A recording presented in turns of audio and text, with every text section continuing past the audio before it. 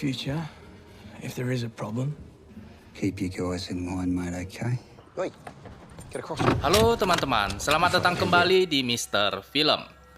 Di video kali ini kita akan melanjutkan kisah Mr. In Between part ketiga.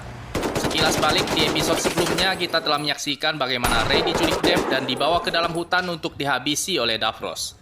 Namun bukannya berhasil, Davros dan seluruh komplotannya justru tewas dihabisi oleh Ray. Sebelum videonya kita mulai, gak ada salahnya kalian pencet dulu tombol subscribe-nya. Dan jangan lupa, nyalakan juga lonceng notifikasinya supaya kalian gak ketinggalan video terbaru lainnya dari Mr. Film. Ingat, ini adalah konten spoiler. Okay, yep. Mari kita mulai That's one.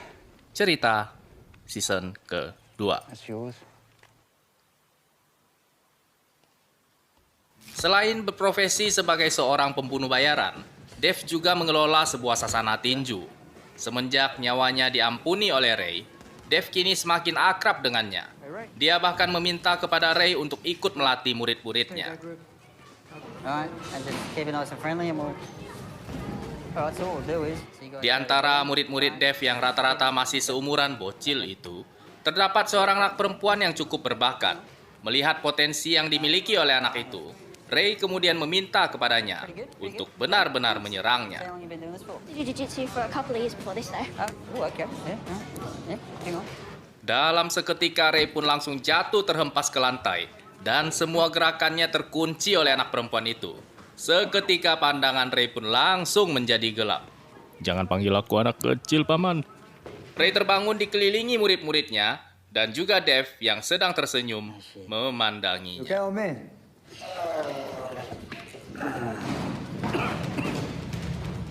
Back to the gym, back to the ring. Let's do it.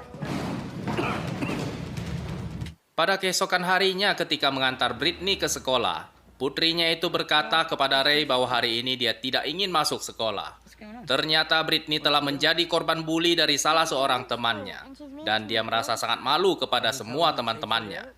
Namun Ray berhasil membujuk putri kesayangannya itu untuk tetap bersekolah di hari itu.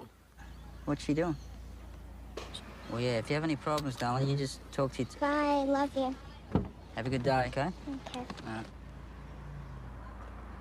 Di malam harinya, Ray mendapati putrinya itu masih juga belum bisa move on dari masalah pembulian yang dialaminya.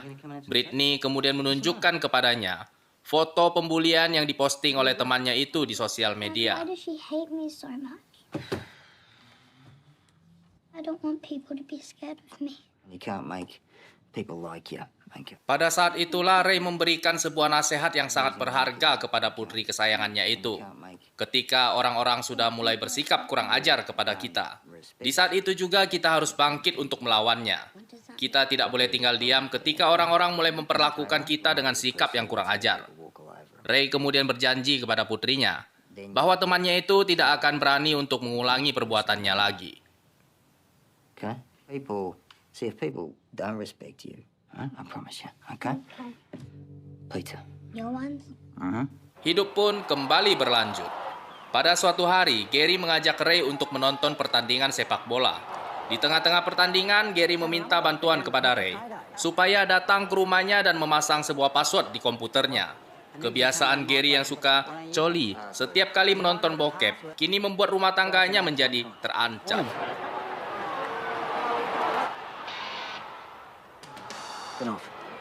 Twice a day sometimes. Bila Gary tidak tahu passwordnya, maka rumah tangganya pasti akan terselamatkan. Wow, sungguh jenius sekali kau Gary. Boy, why don't you pick the password? Because if I know the password... Ketika Ray sedang menertawai Gary, tiba-tiba saja handphonenya berbunyi. Dia mendapatkan sebuah misi dari Freddy untuk mendatangi dua orang kampret. Have you got an address?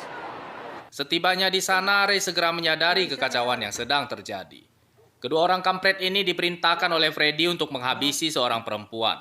Namun bukannya menggunakan mobil curian, mayat perempuan itu malah disembunyikan di dalam bagasi sebuah mobil pribadi. So, we're going to dump him in the hills, but Yeah, what's a car? it's Eka. It's Eka. A light, like the sun came up, so we brought him back. Ditambah lagi alih-alih segera menghilangkan barang bukti, kedua kampret ini malah asik nongki dan santuy di rumahnya sambil menikmati sabu-sabu. Melihat kekacauan yang harus dia bereskan, Ray pun kemudian menelpon Freddy dan mengomelinya. Ini tidak akan terjadi apabila Freddy dari awal tidak membayar 2 orang kampret amatir untuk melakukan sebuah misi. Yeah, all right, settle down, will you, mate? Mate, you've been having a bad week. Put the dead guy in and put the other 2 in with him. Demi untuk membereskan masalah ini, kini Ray terpaksa harus menghabisi kedua kampret itu. Dia kemudian menagih ongkos 3 kepala kepada Freddy. Dig 3 holes, you know. You're only going to put them all in the one. Selain itu, Ray juga nyumpah-nyumpahin Freddy supaya membayar semua ongkos misinya yang sudah 6 bulan belum dibayar. Gila lu, Fred. Utang rokok di warung aja seminggu udah ditagih. Ini utang bunuh-bunuh, 6 bulan belum lo bayar. You're only going to put them all. Yeah, I know. Ray kemudian mencuri mobil dan menyuruh si kampret untuk memasukkan mayat perempuan itu ke bagasinya. Dia menyuruh si kampret masuk ke dalam mobil dan mereka bertiga pun segera capcus keluar kota.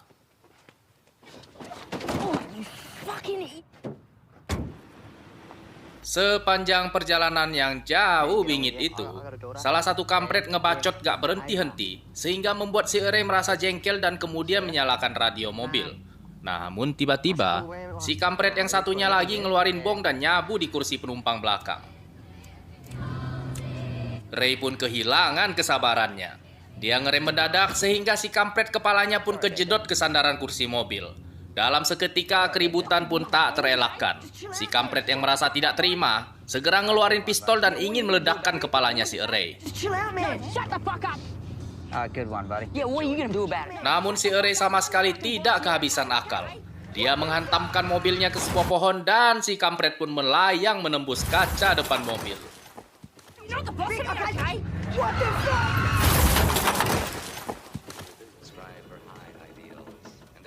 Si kampret yang suka ngebacot itu pun kini tidak bunyi lagi.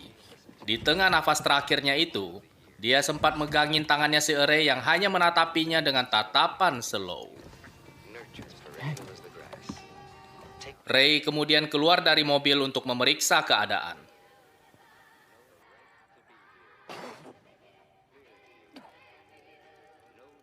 Meskipun dirinya mengalami cedera, namun Ray tampak sangat puas dengan skenario yang telah terjadi. Kini dia tidak perlu capek menggali 3 buah lubang. Semuanya terjadi seolah-olah sebuah kecelakaan. Ray ngeluarin jiponya dan kemudian menyalakannya. Dia menyulut api ke bensin yang bocor dari tangki mobil dan telah membasahi seluruh bagasi. Semuanya pun habis termakan oleh api. Sementara Ray berjalan pergi menembus kegelapan malam, menjauh pergi dari tempat terkutuk itu.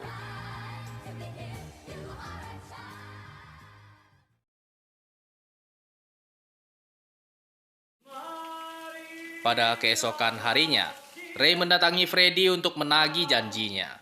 Kedatangannya itu langsung disambut oleh Freddy dengan menimpukinya sekantong uang. Coffee? No, we ain't got real coffee, mate. Akhirnya dibayar juga gaji si Ray setelah nunggak selama 6 bulan. Kalau kagak lu sumpah-sumpahin, kagak dibayar gaji lu tuh Ray. Sambil tersenyum geli, Ray pun segera menghitung uangnya, selembar demi selembar. Freddy juga memberikan kepada Ray sebuah misi baru. Namun dia berpesan kepada Ray bahwa ini adalah sebuah misi rahasia. Ray kemudian pergi menemui 2 orang anggota geng motor besar, Alex dan Kev. Mereka berdua kemudian menjelaskan kepada Ray bahwa mereka membutuhkan jasa Ray untuk membunuh Vinny, pimpinan dari geng motor mereka sendiri. Friends of the, Heard of a guy called Vinnie Williams? yeah, met him once or twice. Yeah. Ray kemudian meminta ongkos sebesar $250.000, sekitar 3,7 miliar. 250. Dengan syarat $100.000 dibayar di muka dan sisanya setelah misi berhasil terselesaikan. Dalam seketika kesepakatan pun sepertinya berhasil dibuat. Alright, good to meet you, mate. Berhubung kasus pembulian yang dialami oleh Britney, Ray kemudian memutuskan untuk mendatangi orang tua Taylor, murid yang telah membuli putrinya. Ray berusaha menjelaskan secara baik-baik tentang perundungan yang dialami oleh putrinya. Namun bukannya meminta maaf kepada Ray, ibunya Taylor malah berkata bahwa putrinya tidak mungkin melakukan perbuatan itu. Bukan hanya itu, dia juga mengancam bahwa akan melaporkan Ray ke polisi. My daughter. He's a cop. Been coming around here. I'm not trying to scare you. Melihat sikap ibunya Taylor, Ray pun hanya tertawa geli sembari berkata bahwa dia merasa sangat takut. It's scary. I'm not trying to scare you. Sementara itu, Bruce yang kian hari penyakit saraf motoriknya semakin parah, kini bahkan kesulitan untuk berjalan. Ketika ia keluar dari toilet, tiba-tiba saja dia tergelincir dan tidak sanggup untuk bangun kembali.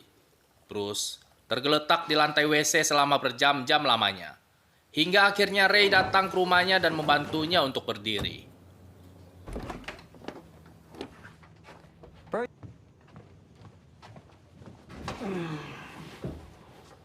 To get your chair. Melihat kondisi kakak laki-lakinya itu, Ray pun berkata bahwa dia akan menyewa seorang perawat. Namun perkataan Ray itu justru membuat Bruce merasa tersinggung. Dia berkata kepada Ray bahwa dia lebih baik mati daripada harus dirawat seperti orang sakit. Ray kemudian berusaha untuk membujuk kakaknya itu supaya mau pindah dan tinggal bersama Ray di rumahnya. Setidaknya, di sana ada Ray dan Britney yang akan selalu menemaninya. Bruce pun kemudian berkata bahwa dia akan coba untuk memikirkannya. Pada keesokan pagi harinya ketika sedang menyiapkan sarapan untuk Britney, tiba-tiba saja rumah Ray didatangi oleh polisi. Ya, kerjaan siapa lagi kalau bukan ibunya si Taylor? Afternoon, sir. Are you Ray Shoesmith? I don't answer questions. Can I help you?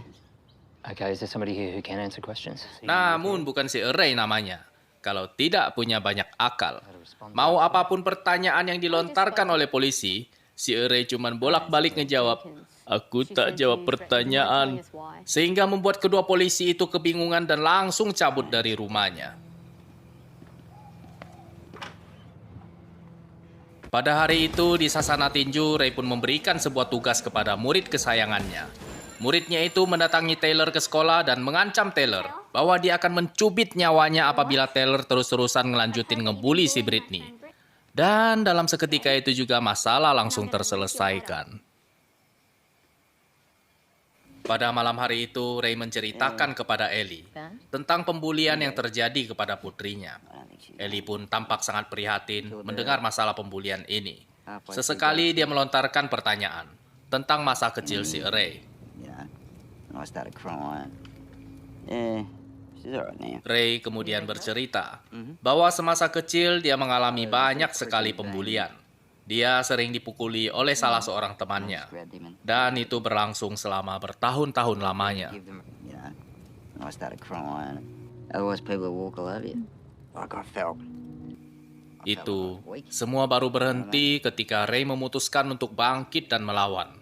Dia memukuli temannya itu habis-habisan, hingga tidak sanggup lagi untuk berdiri. Semua itu dia lakukan karena dia sudah merasa sangat muak dengan kehidupan yang dia alami. Setiap hari, dia selalu dibully di sekolah.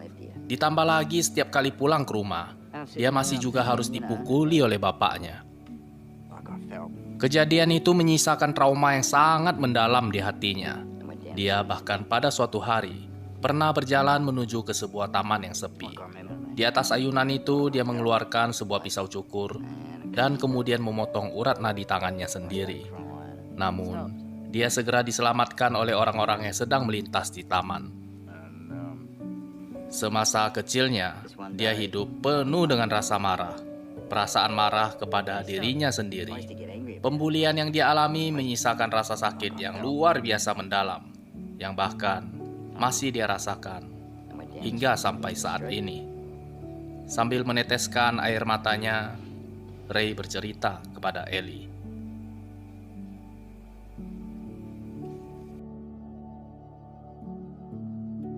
Terima kasih sudah nonton. Sampai jumpa di episode berikutnya di video selanjutnya.